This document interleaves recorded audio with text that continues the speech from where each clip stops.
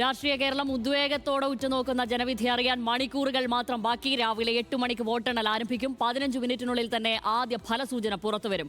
വോട്ടെണ്ണലിനുള്ള ഒരുക്കങ്ങൾ പൂർണ്ണമെന്ന് മുഖ്യ തെരഞ്ഞെടുപ്പ് ഓഫീസർ രത്തൻ യു കേൽക്കർ പറഞ്ഞു. 43 വോട്ടെണ്ണൽ കേന്ദ്രങ്ങളിലായി 17,565 ഉദ്യോഗസ്ഥർ സജ്ജമാണ്. 32,301 സുരക്ഷാ ഉദ്യോഗസ്ഥരെയും വിന്യസിച്ചിട്ടുണ്ട്. 140 മണ്ഡലത്തിൻ്റെ കൗണ്ടിങ് നാളെ 8 മണിക്ക് തുടങ്ങുന്നു. ആദ്യമായിട്ട് പോസ്റ്റൽ ബാലറ്റ്സ് ആണ് നമ്മൾ എണ്ണം തുടങ്ങുന്നത്. അത് കണ്ടിട്ടായിരിക്കും EVMസിൻ്റെ എണ്ണം തുടങ്ങുന്നത്. ഇത് നമ്മൾ 43 ലൊക്കേഷൻസിലാണ് ക്രമീകരണങ്ങൾ വളരെ സജീവമായിട്ട് ചെയ്തിട്ടുള്ളത്. നമുക്ക് 15,465 17,165 കൗണ്ടിങ് സ്റ്റാഫ് നമ്മൾ ഓൾറെഡി അറേഞ്ച് ചെയ്തിട്ടുണ്ട്.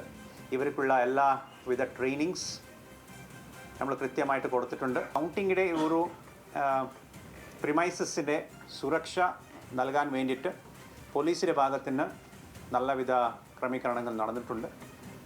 32,301 പോലീസ് പേഴ്സണൽ നമ്മൾ ഇതിന് വേണ്ടിയിട്ട് പോസ്റ്റ് ചെയ്തിട്ടുണ്ട്.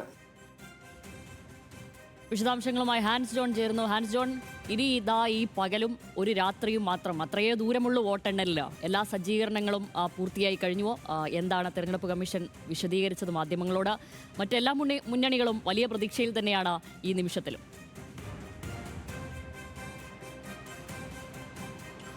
ഷാമിലി, വോട്ടെണ്ണലിന് വേണ്ടിയുള്ള എല്ലാ ക്രമീകരണങ്ങളും പൂർത്തിയായിട്ടുണ്ട് എന്നാണ് അവസാന നിമിഷത്തിൽ മുഖ്യ തെരഞ്ഞെടുപ്പ് ഓഫീസർ രത്തൻ യു കേൽക്കർ വ്യക്തമാക്കുന്നത്.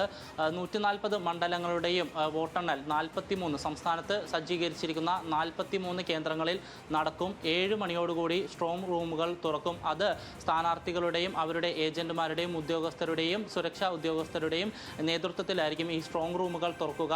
100% ക്യാമറയിൽ വീഡിയോ ചിത്രീകരിച്ചുകൊണ്ടായിരിക്കും ഈ സ്ട്രോങ് റൂമുകൾ തുറക്കുക എന്നുകൂടി അറിയിച്ചിട്ടുണ്ട്.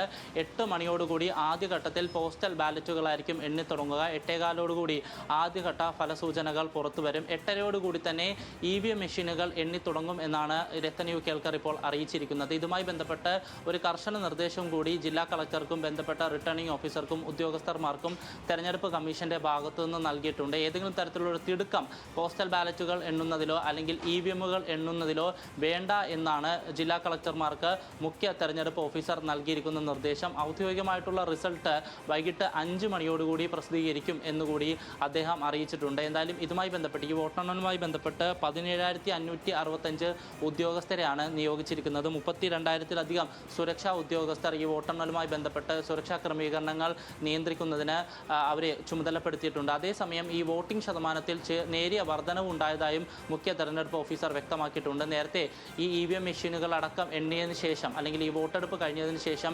79.63% സംസ്ഥാനത്തെ നിയമസഭാ തെരഞ്ഞെടുപ്പുമായി ബന്ധപ്പെട്ടുള്ള വോട്ടിംഗ് ശതമാനം. പക്ഷേ അത് ഈ സർവീസ് വോട്ടുകൾ കൂടി ചേർന്നതിന് ശേഷം ഇതുവരെയും ഈ മെയ് 1 വരെ 20,028 സർവീസ് വോട്ടുകളാണ് തെരഞ്ഞെടുപ്പ് കമ്മീഷൻ ലഭിച്ചിട്ടുള്ളത്.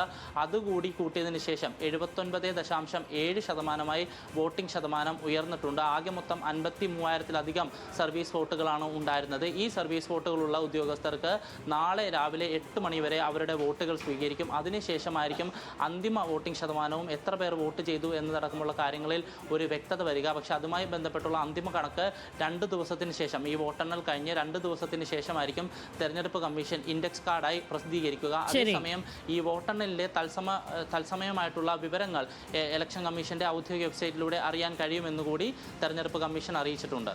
ഹാൻസ് ജോൺ വിവരങ്ങൾ നൽകിയത്. തുടർഭരണമോ ഭരണമാറ്റമോ?